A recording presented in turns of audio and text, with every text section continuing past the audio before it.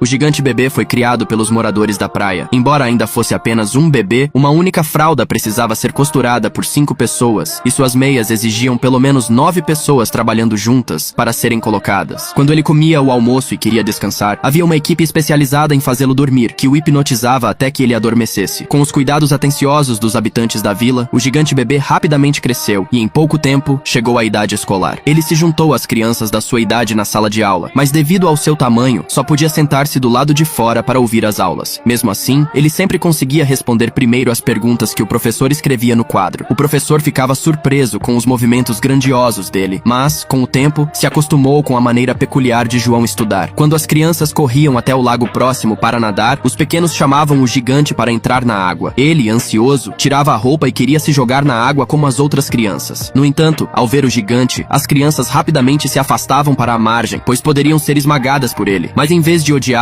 usavam seu corpo para brincar como se estivessem em um parque aquático. Com a chegada do inverno, o pai adotivo do gigante se vestiu de Papai Noel e distribuiu presentes para as crianças, enquanto os moradores prepararam para ele um grande machado, na esperança de que ele se tornasse um excelente carpinteiro. O forte gigante balançava o machado e derrubava facilmente as grandes árvores à sua frente, além de conseguir empilhá-las de forma organizada. Logo, todos na vila puderam morar em pequenas casas de madeira, e desde então, ele se tornou um carpinteiro, ajudando os outros a cortar madeira. O que levaria um ano para alguém fazer, ele conseguia em 1 minuto. Gradualmente, as cidades vizinhas se tornaram mais ricas graças a ele. Quando percebeu que aquele lugar já não precisava mais dele, decidiu seguir para o norte. Ele caminhava sozinho na neve intensa, e ao sentir muito frio, usou a madeira para acender um fogo. De repente, ouviu um som fraco vindo de não muito longe. Afastando a névoa, ele encontrou um búfalo congelado deitado no chão. Ele bateu no búfalo, mas não obteve resposta, então o empurrou para perto da fogueira. Em pouco tempo, o búfalo começou a descongelar e, milagrosamente, voltou à vida, lambendo o queixo do homem. Assim, os dois se tornaram parceiros inseparáveis, e suas pegadas formavam pequenos lagos por onde passavam. Mais tarde, o gigante encontrou uma área fértil, perfeita para os humanos habitarem. Ele desmatou a região e redirecionou o fluxo do rio para um leito mais amplo. No final, ele e o búfalo se estabeleceram no topo da montanha, levando uma vida tranquila e feliz. Depois, o gigante quis criar um lar ainda melhor para os humanos. Ele esperava que os moradores do rio também pudessem se beneficiar das águas. Então, removeu grandes pedras e abriu o leito do rio, permitindo que a madeira fosse transportada por ele. Para garantir que a madeira fluísse mais suavemente, o gigante, com a ajuda do búfalo, arou o leito do rio, tornando-o reto. Desde então, a madeira fluiu sem obstáculos até o porto. Com o crescimento da economia no mar, comerciantes começaram a atravessar os oceanos para fazer negócios ali. Um desses comerciantes trouxe ferramentas de corte muito avançadas, incluindo uma serra de aço movida a vapor. Sem saber do que se tratava, o gigante foi trabalhar como sempre, mas de repente notou que todos os colegas estavam ao redor de um homem baixo. Ele segurou a serra elétrica do homem, cuja voz tremia, mas logo se tornou normal. O comerciante pediu que o gigante se afastasse, pois estava demonstrando nova tecnologia, e enquanto falava, os restos de madeira voaram em seu rosto. O búfalo, ao lado, olhou irritado, e o gigante também ficou furioso, quase cortando o homem com seu machado. O comerciante, percebendo que não conseguiria lidar com o gigante, subiu em um tronco para confrontá-lo. Após uma troca de gritos, decidiram fazer uma competição. As regras eram simples. Em 1 minuto, quem cortasse mais madeira seria o vencedor, e o perdedor teria que deixar o lugar para sempre. O gigante concordou alegremente. Com um tiro de pistola, os dois começaram a cortar madeira em uma velocidade que já não podia ser acompanhada a olho nu. Os colegas no topo da montanha torciam pelo gigante. Um trem transportava uma árvore caída, enquanto o búfalo usava os pés para levantar as grandes árvores do chão, sem ceder 1 centímetro um ao outro. A velocidade de ambos se manteve equivalente. No final, com outro tiro, a competição terminou. O juiz mediu a altura da madeira cortada por cada um, e ao ver as toras que chegavam às nuvens, ele ficou surpreso, sem saber quem havia vencido. O juiz anunciou que a altura da madeira do gigante era de 98 metros. Em seguida, ele pulou na pilha de madeira do comerciante e, ao medir, descobriu que a dele era 1 metro maior. Todos ficaram surpresos, pois sabiam que o gigante realmente se dedicava ao desenvolvimento da cidade, enquanto o comerciante estava apenas motivado pelo lucro. No entanto, ele ainda cumpriu a aposta e, junto com o búfalo, deixou aquele lugar.